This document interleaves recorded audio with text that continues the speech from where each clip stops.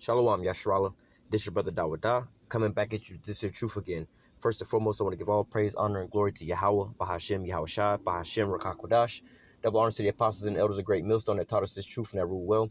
And salutation and much love for you. I can pushing this truth and sincerity over the four corners of the earth and enduring afflictions to feed and edify the elect.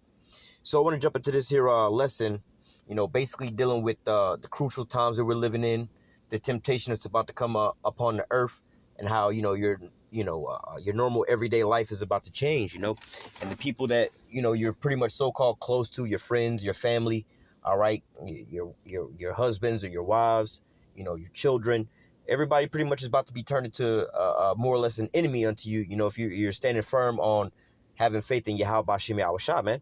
All right, because people are about to lose their comfort levels and things like that with this here medical situation. All right, so I'm gonna read a little bit of this here article just to show you the times that we're coming into. All right, it says New York lawmakers introduce a bill to make the pandemic medical treatment mandatory. What about my body, my choice? Critics wonder. Which, hey, that's a great point.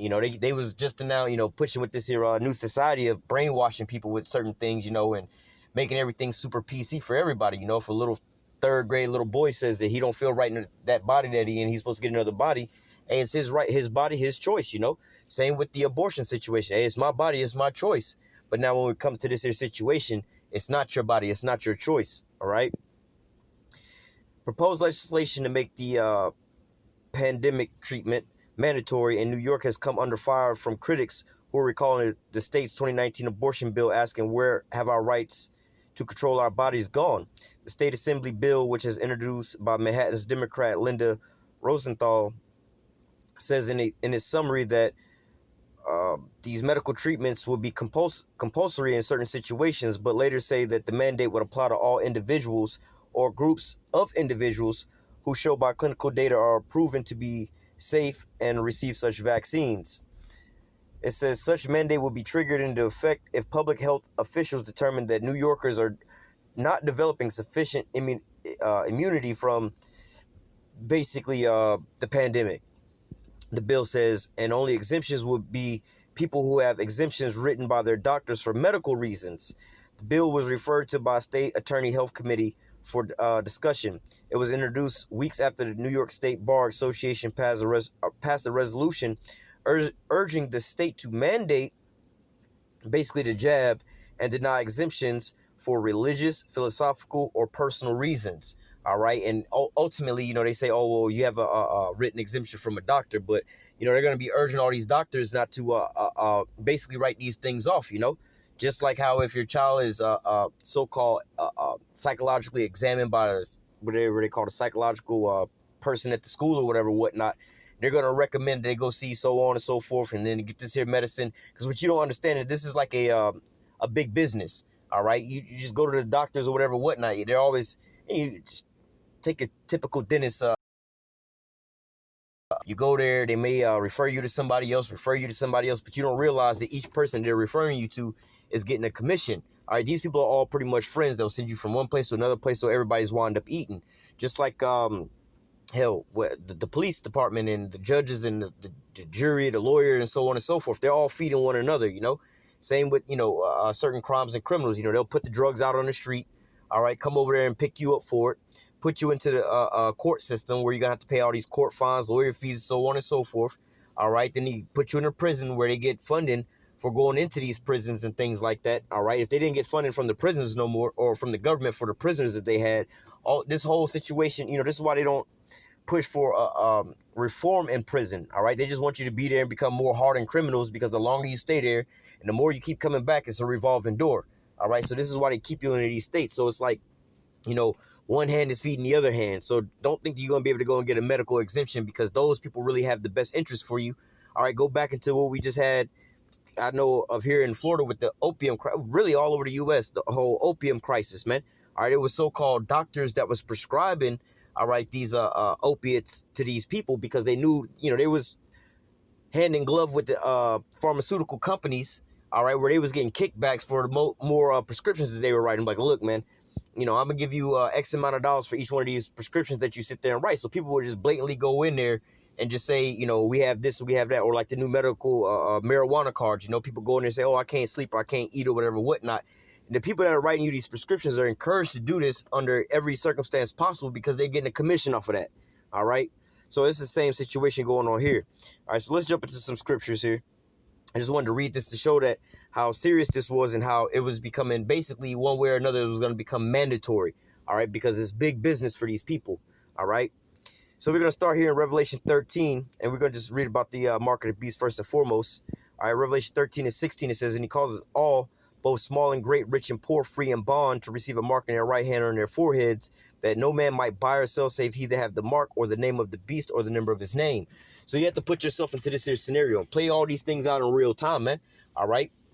Just imagine, you going into these situations and they starting to make everything mandatory that you have to have these different things for you to go back into society, which they're telling you one out of one, oh, we're not going to do that. We're not going to do that. So on and so forth. Just like how all these big social media companies or whatever, whatnot, oh, we would never sell your privacy. It's all about privacy, all about privacy. But then come to find out they're selling all your information through a third party anyway. All right. We would never do that. Your privacy is our number one concern, but how come all your data keep being leaked out and it's sold to these advertisers and things like that, man?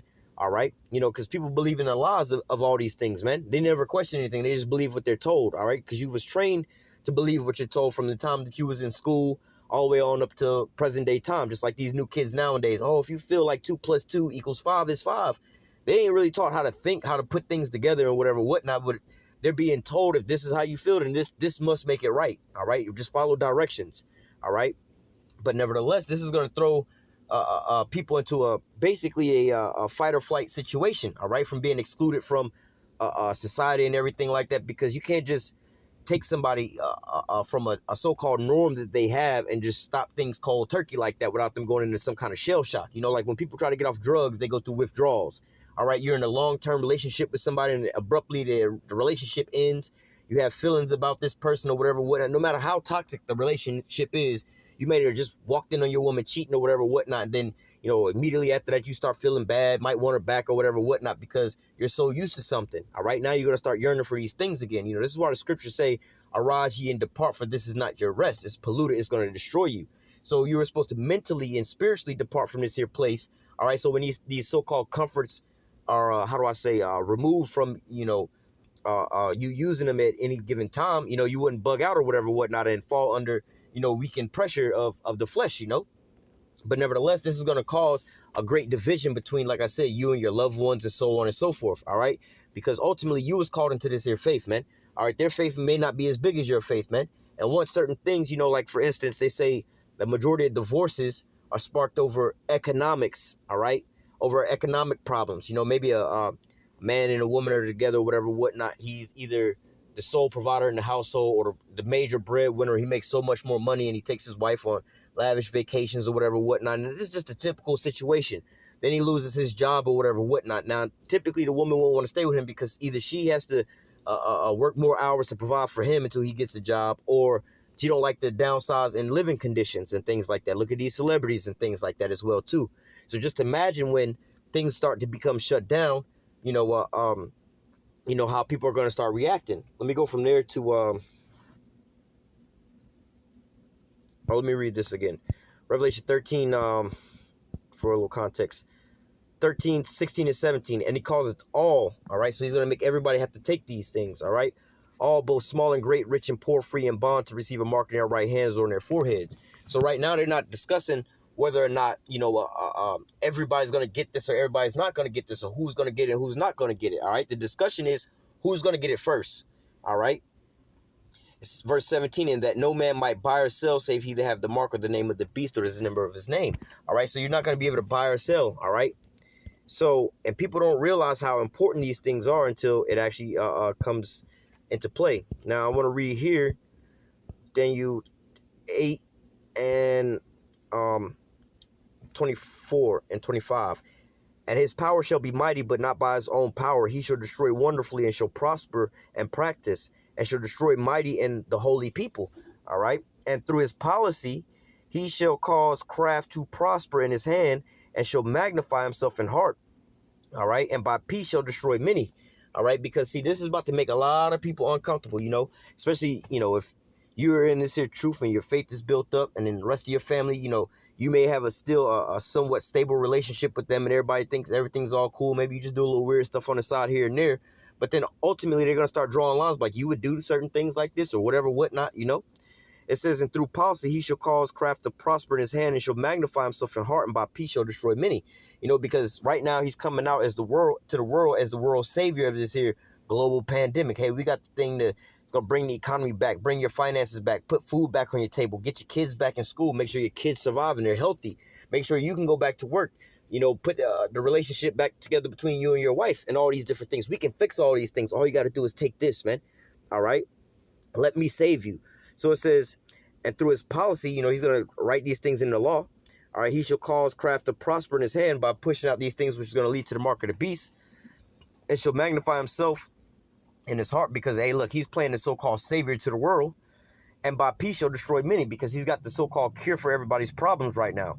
He shall stand up against the prince of princes, and shall be broken without hand, hence the reason they're creating this here space Star Wars program, or Space Force or whatever, whatnot, and developing all this here AI and everything like that, because in the backdrop, they're also planning on going to war with the Lord when he returns, man.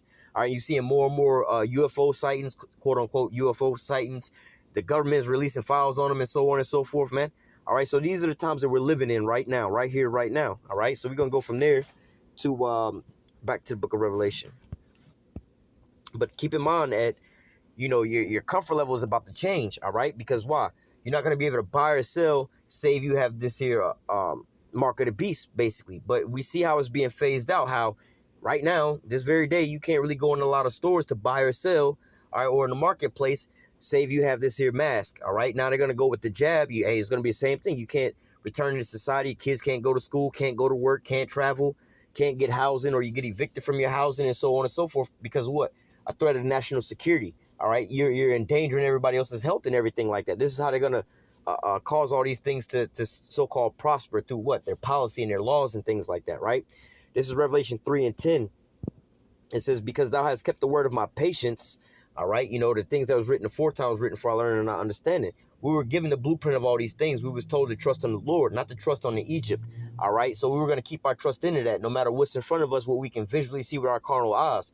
Just like how we were leaving out of Egypt, and we could, with our carnal visual eyes, we could literally see the world's greatest military behind us and no way out of us in front of us. But we had to open up our spiritual eyes and open up and look unto the Most High for deliverance, man.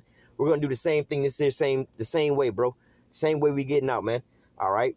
But nevertheless, it says, because thou hast kept the word of my the word of my patience, I will also keep thee from the hour of temptation.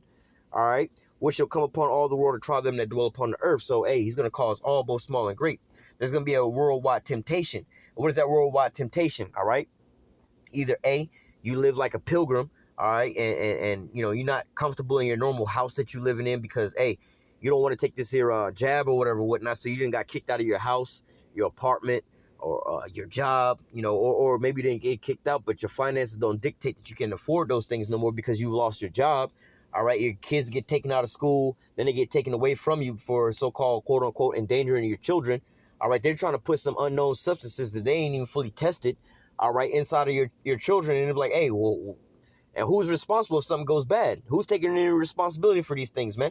How many people would sit there and go out to the a car dealership and buy a car without a warranty or a guarantee that it's got some kind of guarantee that if something goes wrong? Anytime you make a big purchase about these things, or how many people will go to a store and buy clothes or anything like that without a receipt just in case it don't fit, man? You're taking a chance. Like, well, if it don't go right for me, then shit, I'm just shit out of luck, man. All right, how much more with the life of your child? All right. Hey, so they're going to be like, hey, look, man, if you don't, you want to be a bad parent or whatever, whatnot, we could take them away. All right. You don't want to comply with this here jab. We're going to basically make it to where you're going to lose your job, not get a paycheck. All right. You're not going to be able to find work, not going to be able to find housing. All right. And all these different things. So this is going to be a great temptation. All right. Whether or not you're looking at your kids' faces, you trying to go from place to place just to find a meal to feed them with. All right, just think about what the lockdown did to a lot of people that lost their jobs and things like that, while this depression skyrocketed out the window, because they couldn't provide for their families like they wanted to. You know, a lot of these men's wives started leaving them over financial problems and things like that, man. All right, this is why alcohol sales and depression went skyrocketed during these lockdowns, because why? Financial troubles. All right. So, hey, when you go into these things, you're not going to be able to buy or sell, let alone get a paycheck. All right. If you don't have this here jab or verification that you had the situation. Right. So this is going to start putting a strain between you and your family. All right. This is going to be a great temptation. You know, you've been with your wife 20, 30, 40 years, or y'all just got married, y'all just had a child or whatever, whatnot. Now you looking at her face or whatever, whatnot, and she's like, oh, Johnny, you don't love me if you don't love the kids. How can you not do this for the sake of our kids? And you must not really love them if you want them to die and so on and so forth. How can we live like this and starve and everything like that? And you, as a man, trying to provide for your wife because you love your wife, you know what I'm saying? So on and so forth. You know, she's like, it's a decision. You know, we've heard about this in the regular world, real life settings or whatever, whatnot, where, you know, some women give men the ultimatum. It's either mirror your mother, or it's mirror that dog, or mirror that job, or mirror that motorcycle, or mirror that, so on and so forth. How much more when it comes to feeding you and your family and providing for them? You know, all they have to say is you're being a bad husband, you're being a bad father, or whatever, whatnot, you know, and they'll have the compound of, you know, her family talking the same situations or whatever, whatnot, you know, and, you know, maybe your mother-in-law, oh, man, you need to leave him. What kind of man would not want to provide and protect his kids and his family and so on and so forth, or don't want to go get a job? You need to leave him right away. So this here depression is going to start sitting on to a lot of people's minds, which is going to tempt them to just cave in and just like, you know what, I want my wife back. I want my family back. I want my kids back. I do love my little man. I do love my little daughter. I do love my old lady. You know what I'm saying? So on and so forth. Or your own parents, you know? Like, damn, man, you know, your mom and your dad come to you like, I'm highly disappointed in you, son. We raised you better than that. I thought you loved us. And now, you know, we're not going to ever see you again. You may have those type of parents that are like, you know what, we can't ever see you again. At least you go and get this here situation. Like, you know, hey, a lot of things, you know what I'm saying? You stand up, you know, with a lot of certain things, your family pretty much disown you. You know, you say certain things like, you know, hey, on a base level, man, I don't believe in or I believe in discrimination, and I don't believe in treating everybody fair. At face value, you know, your family, oh, what kind of person are you? We're all equal and we're all this and that. Like, well, when you try to break it down to them, like, you wouldn't want a pedophile babysitting your kids now, would you? Then they get all about their pennies in a bunch or whatever, whatnot. Like, see, you believe what I believe, but you and your emotions, you hear these words and all of a sudden you just bug the fuck out. You know what I'm saying? So, and they're not going to want to try to reason with you and hear you about all these things. They're going to just go off of the things they've been brainwashed with the whole time. The TV saying this, the numbers and this and that, and you just don't care about us. You don't love us. What's going on here? Blah, blah, blah. We thought you were better than that, son. How could you do such a thing like that, man? You know, hey, just imagine you getting into a relationship with some crazy psycho woman, and all of a sudden she claims that you abused her, you raped her, or whatever, whatnot. We hear about these all the time with celebrities, sports athletes, or whatever, whatnot, where these women trying to come up. And there was one a major case, I forgot what sport he played, but nevertheless, this woman lied and accused this man of raping her, beating her, and so on and so forth. When this dude, like, literally, he actually the one got his ass beat, but he secretly videotaped the encounter or whatever for his own safety.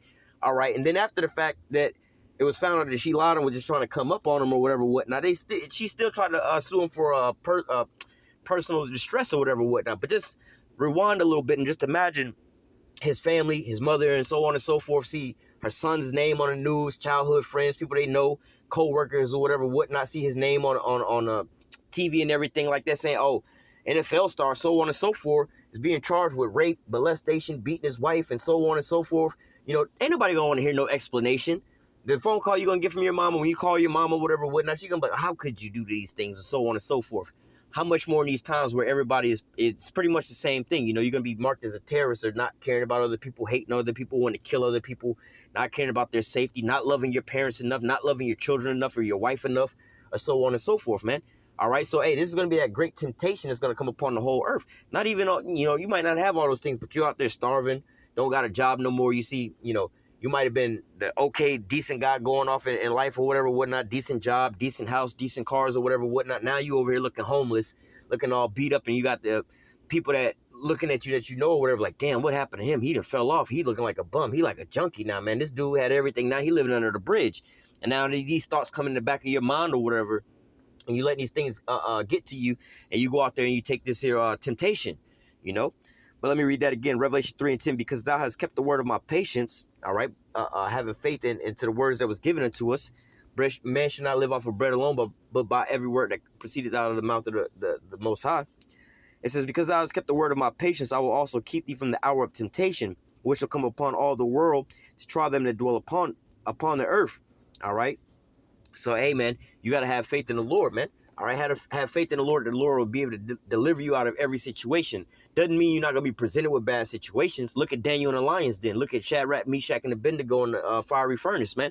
Yes, they had to go through those things. Noah in the flood. Noah had to go through the flood and all those people and everything like that. But guess what?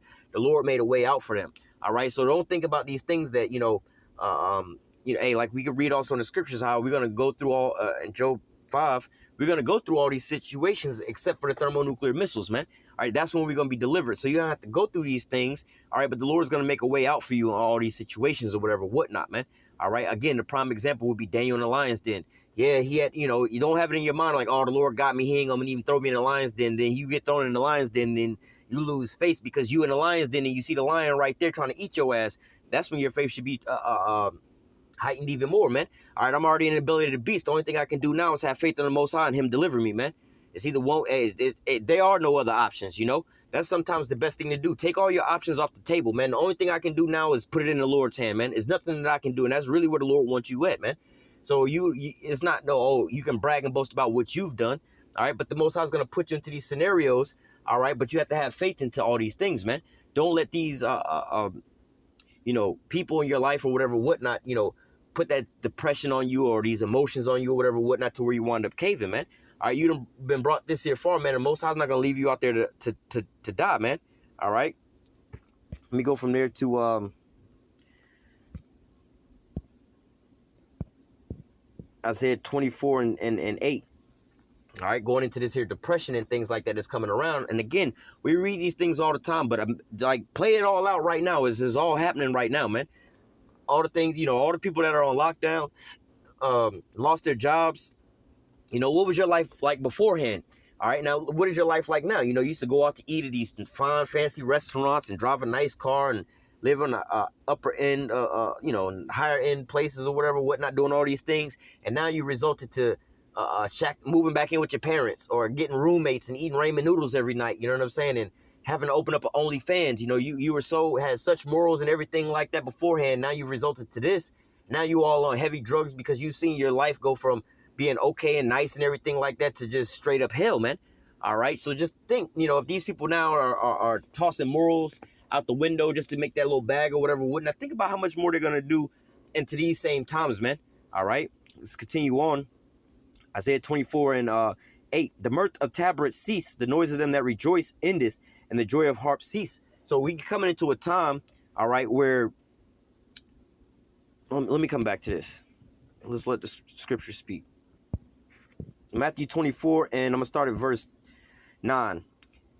Then shall they deliver you up to be afflicted, and you shall be killed, and you shall be hated of all nations for my name's sake. Hey, ultimately, we're going to start seeing these things play out because, look, those that believe in the Lord and have faith in the Lord, man, we're not taking these medical treatments and things like that, man. All right, which is going to make us become what? So-called domestic terrorists. Everybody's going to look at us like that. Oh, you guys are the problem.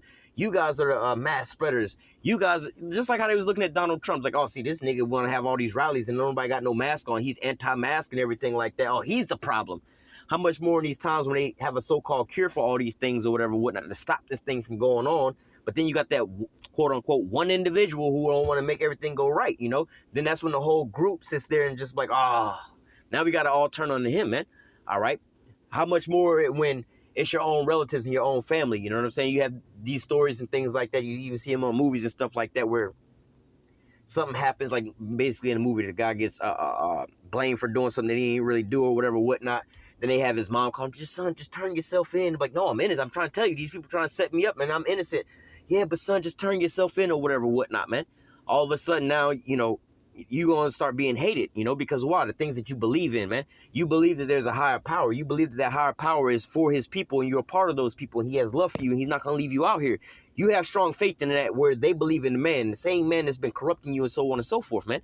And, how can you believe a man or how can you believe a book or whatever, whatnot? You ain't never seen none of that before. Well, how can you believe in a man that you see every single day that ain't got no love for you and has only got hate, harm, and total destruction for you and your people? How can you trust this nigga, man?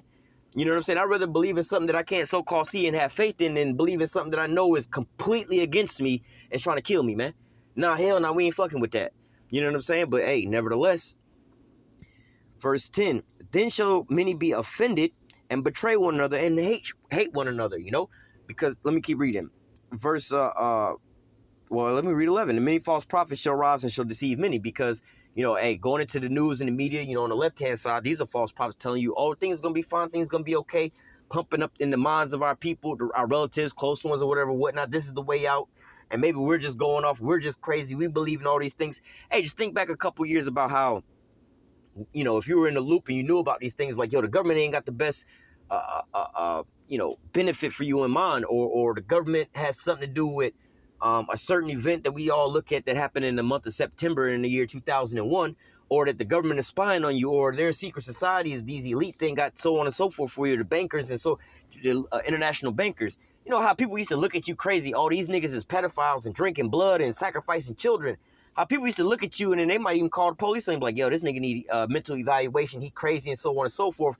But as time has passed and we're seeing all the revelations of all these things like Pizzagate and so on and so forth, and all these different pedophile rings, the Jeffrey Epsteins and the Weinsteins and so on and so forth, as it's all starting to come out now, all right, people are like, oh, now they want to jump on the bandwagon. But beforehand, they had already thrown you under the bus. They had already disowned you, the family or whatever, whatnot. You know, how they have some certain stories where the parents disowned them, took away the trust fund, and left them out to rot because the kids was actually up on something, but that the parents didn't even know about. You know what I'm saying? And they pretty much just cut them all off, man. This is gonna be that temptation that's coming out to try the whole world, man. All right, and most people don't like being loners or going on their own way. They rather follow the multitude of doing things, man. All right, instead of trying to figure things out on their own. This is why, you know, the majority of people get up and they go to a regular 9-to-5 job because this is what they was told to do. And you have very few business owners, all right, and entrepreneurs compared to those people that are actually employees. Because, see, you know, and really anybody can become a business owner or entrepreneur. You know what I'm saying? Like, hell, the easiest business that you can create is go to the dollar store, go get you some Windex and a squeegee, and go to these plazas and ask them if you could clean their windows, you know? Any and everybody can simply go and do that shit. You know what I'm saying? But nevertheless, you know, a lot of people have it in their minds, oh, no, that's too much, that's too hard, this and that. It's easier for me just to go get a job. You know what I'm saying? Like, go get a job and learn a skill and a trait that, you know, you may not have been trained for, this and that, and make unreasonable quotas and things like that. You rather go through all that because that's what the masses are doing. And it's too hard for you to sit there and just think on your own. Like, you know what, let me take a skill that I already have, that I already know, that I'm already used to, like, i.e. cleaning house. My grandmother, prime example.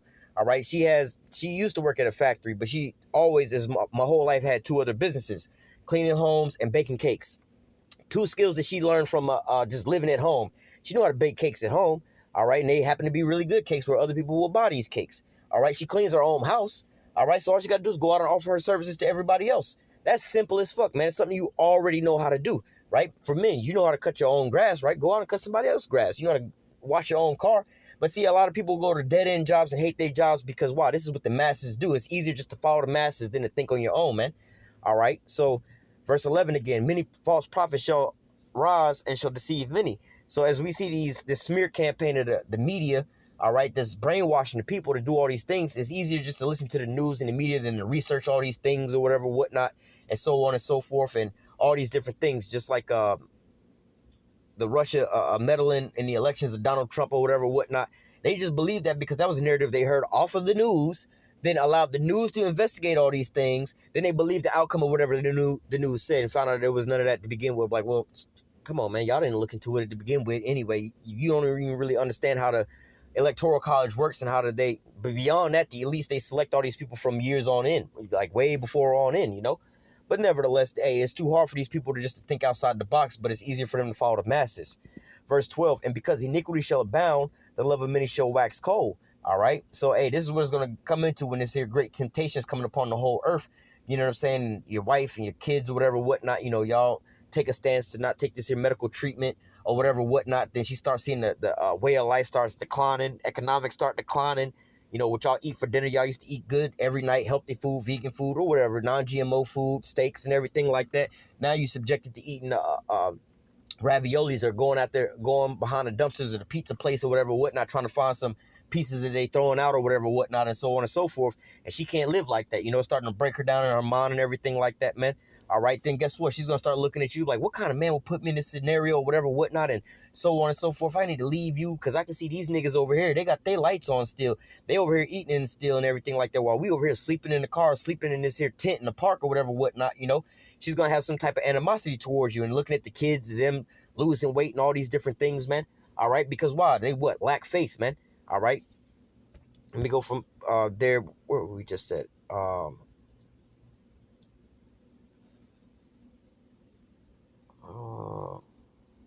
We were in Isaiah. Salakia. I almost had a brain freeze. Isaiah 24 and let me go back to 8. The mirth of tabrets cease. The noise of them that rejoice ended. The joy of harp ceases. So again, the love of many is starting to wax cold. People are becoming sobered up because while they don't have all this here fun and entertainment that they once had. Again, look back at the lockdown, man. All right, while the husbands and the wives, they wound up falling apart because why? They didn't have all this here entertainment and everything like that. The escapism to drown them from their sorrows of the things that they had to deal with their husband and wife at the household, things that would get on their nerves or whatever, whatnot. Maybe a man got, he don't really like coming home to his wife because maybe he's married to a Karen, someone who's never happy at this and that, and always arguing or always talking down. So he take the long route home from work, go to the bar, go get a drink or whatever, whatnot, and go hang out with his friends, come home and watch sports or whatever, whatnot. Now that all these things are gone, all right, he has to stay at home with their woman that's just driving him straight madness and everything like that, man. All right, and then these things are starting to separate them, man. So how much more in these same times when you have like the same scenario going on and people start to look at each other, all these small problems are going to start magnifying into large problems, man. Here it is, this couple who's been married for 35 years, sleeping in the same bed for 35 years. You know what I'm saying? Everything was all right, but then now all of a sudden that everybody's starting to sober up because they don't have their entertainment and all these different things going on in the rest of the world, the escapism. Now all of a sudden the same snoring that he didn't have for the last 35 years they've been sleeping together is now the most horrific thing in the whole world, and she's just about to flip her shit, man. All right, because why? The love of many is starting to wax cold. All right, the joy is starting to cease out of this here place. All right, people are starting to sober up. Verse 9: They shall not drink wine. They shall not drink wine with song, and strong drink shall be bitter to them that drink it. So again, you're not really going out to the clubs and the bars, turning up to like Lil Jon turned down for what, drinking and taking shots and partying, and so on and so forth. Now you go into the bars, and if you can go to the bar, but you go into the liquor store or whatever, whatnot, and you drink it to your sorrows, man. That job I used to have, I used to hate it, but I appreciate it now, man. The little house I used to have, it wasn't all that, but I mean, I appreciate it now. So on and so forth in this scenario, and all these different things because they're all going out the woodwork, But now all these people are sitting at home being depressed and they're drinking over these things, man. All right, and then when people start drinking over certain things like this and they have depression on their mind, they start magnifying these problems, start blaming other people about these things. Like, it's your fault that this happened. It's your fault I'm here, so on and so forth, as they see their life start crumbling, man. Verse 10, the city of confusion is broken down. Every house is shut up that no man may come in. All right, because ultimately, everything is all shut down and everything. And for the things to so-called go back to a quote-unquote norm, you're going to have this here medical treatment, and then so the house is still going to be pretty much closed down for a lot of people if you don't want to take this here medical treatment, which is going to keep people in this here state of depression. All right. Verse 11, there's a crying for wine in the street. All joy is darkened. The mirth of the land is gone. So like I was saying, man, there's nothing but massive depression is coming out and people are starting to sober up and looking at everybody else around them for this. You're the problem for why I'm in this situation. You're the reason I'm in this situation. You're the problem. Like parents tell folks, like kids and stuff, you're the reason I never was able to fulfill my dreams in life and so on and so forth. Or some wife tell her husband, you're the reason you've been holding me back. They're just, lashing out because they're already, they're pretty much hitting rock bottom. They're looking for some kind of out, some kind of excuse. All right. Verse 12, the city is left desolation and the gate is smitten with destruction. All right. Let me go from there to Matthew, what is it, 10? About to close out here shortly.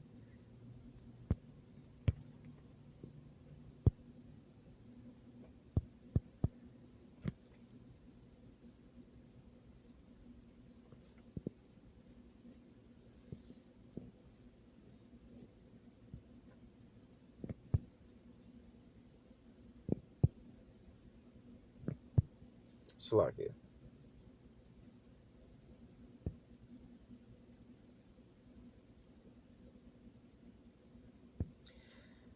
Man, I could have read this, but for time's sake, let me just read 28. And fear not them which can kill the body, but but not able to kill the soul, but rather fear him which is able to destroy both soul and body in hell.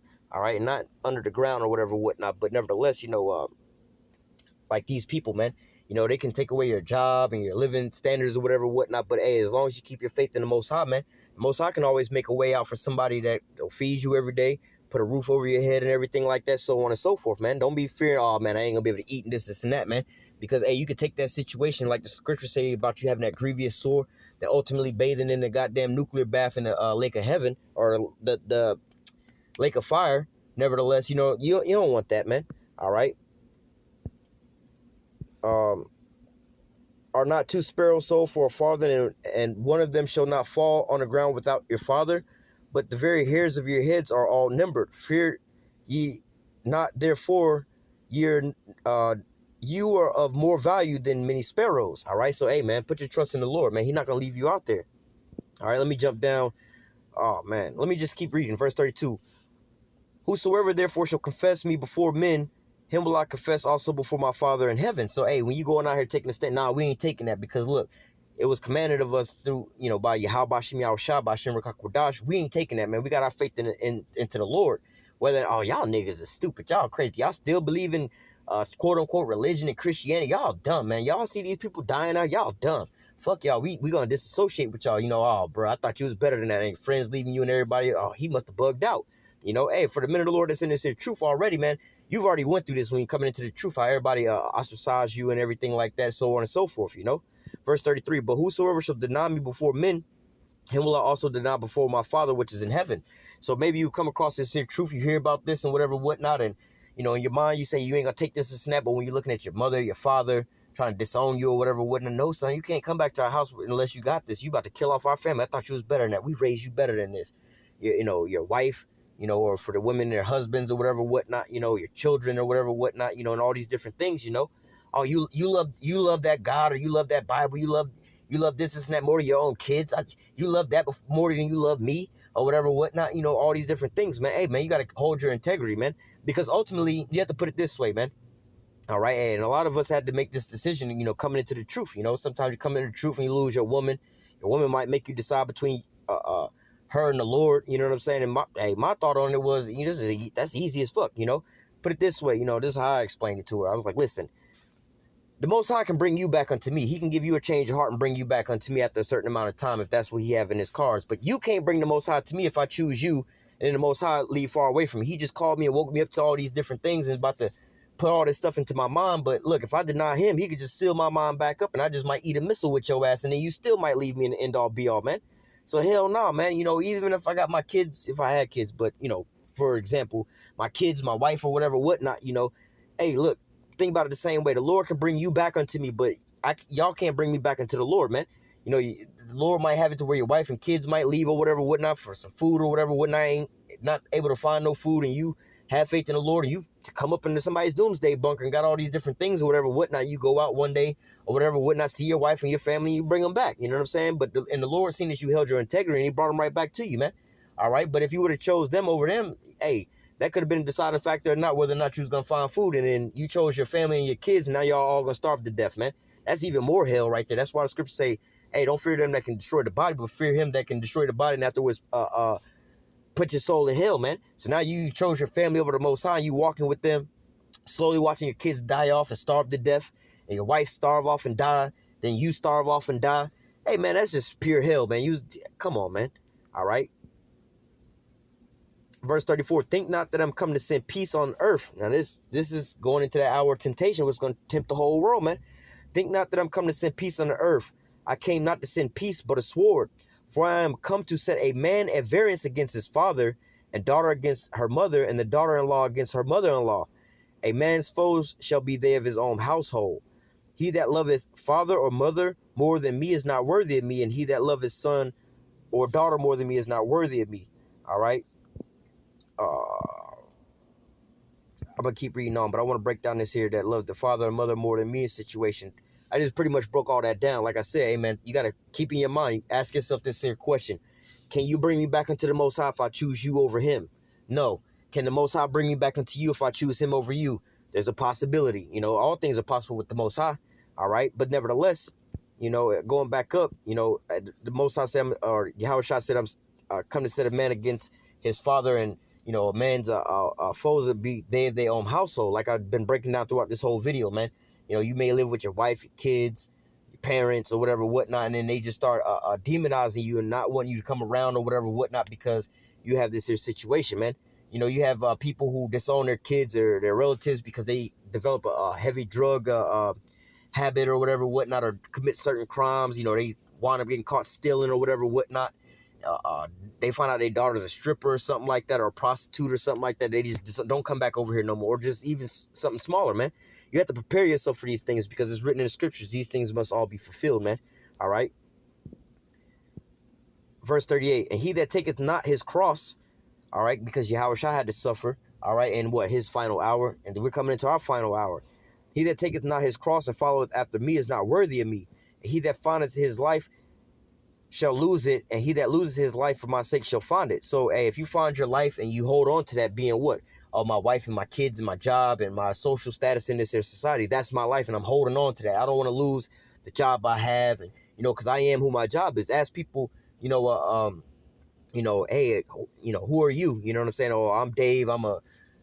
Let's say I'm a home builder or something like that. Most people describe themselves as their job title, but that's just what you do for a living, But most people are associated with that, so they don't want to lose that. Yeah, I've been working on this job for 35 years. I've been this and that. I can't see my life without this. I've always been a doctor. I've always been a veterinarian or whatever, whatnot, a pilot, It says, he that findeth his life shall lose it, and he that loses his life for my sake shall find it, Because ultimately, in these last days, for those that put their trust and their faith in Yahweh Bashem Yahushua, man, you're going to find ultimate life, peace, and then ultimately you're going to become, the first, if you was chosen of that elect number, you're going to find out that you're the first fruits, while everybody else is dying off in the end of this here system, it's all being consolidated, all right, sold for cheap. You'll find out that, hey, man, what, I found my life, this is my salvation right here. I'm about to be delivered up out of here while all this is about to be turned into a lake of fire, man, all right? He that receiveth you receiveth me, and he that receiveth me receiveth him that sent me. He that receiveth a prophet in the name of a prophet shall receive a prophet's reward, and he that receiveth a righteous man in the name of a righteous man shall receive a righteous man reward. And whosoever shall give drink unto one of these little ones a cup of cold water only in the name of a disciple, verily I say unto you, he shall no wise lose his reward. So, hey, man, there's going to be people out there that's going to so-called try to take care of you, or they are going to take care of you. You know what I'm saying? A prime example, not saying that they're Edomites. Well, to me, they seem to be Edomites. You know what I'm saying? But nevertheless, when the lockdowns came and happened and everything like that, man, I still had to work all the way through all of that stuff, man. I didn't have time to go to the grocery store, nothing like that. So, hey, man, my faith was in the Lord, And the whole time throughout the whole situation when everything was shut down, locked down, I didn't have to go to the grocery store not one time to buy food. Was never low on food or anything like that. Never was low on toilet paper. I had, a lot of my customers and stuff like that, my clients and stuff like that, pretty much provided me with more. I still to this day got toilet paper from when we first had the lockdown. They was buying me all these different things like that, man. All right. So, hey, you're going to have other folks that, you may know from the world that are, other jakes and whatever, whatnot, that didn't, quote unquote, disown you or alienate themselves from you or whatever, whatnot, that have some kind of belief in you. Like, oh, that's Dave. He preached, he believed in this and that, whatever he believed, that's what he wholeheartedly believed in that or whatever, whatnot, and so on and so forth. And they see you in these days or whatever, whatnot, But then ultimately in these times or whatever, whatnot, hey, man, we got some extra stuff here and there. We know you going through these hard times or whatever. Let me break you off for something, man. Because, hey, they see that you standing firm into the Lord, man. That's a step of faith right there, man. All right. Or they might hear you talking about your quote unquote madness. And they hear you talking about not taking a chip or whatever, whatnot. And they stand on that, man. All right. Was that it?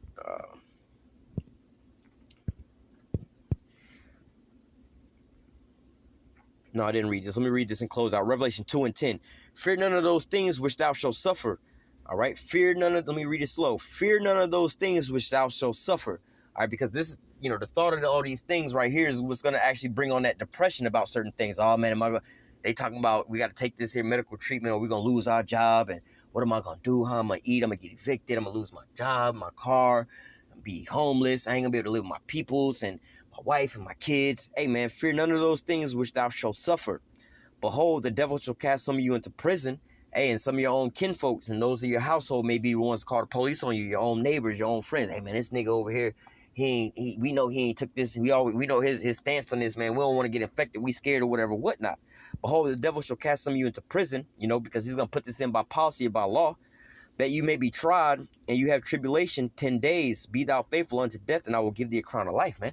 So you got to be all in on this, man. You got to be willing to die for this here situation, man. All right? So, hey, man, be thou faithful unto death, and you shall receive a crown of life, man. All right? So I'm going to go ahead and close out with that. Lord willing, this here lesson was edifying and uplifting and a faith booster unto the elect, because we're coming into these hard times, man. All this here faith building we've been doing and so on and so forth, like the scripture say, work out thy own salvation with fear and trembling. You're supposed to be building yourself up. Hey, it's now all about to be put to a test right now, man. All right, this great temptation is coming to try the whole world, man. All right, so I'm going to go ahead and close out with that saying, Call halal Yahweh, Bahashim Yahushai, Bahashim Rakakodash. Double honors to the apostles and the elders, a great millstone that taught us this truth and that rule well. And salutation and much love for you, Aki, and pushing this truth and sincerity over the four corners of the earth and enduring afflictions to feed and edify the elect.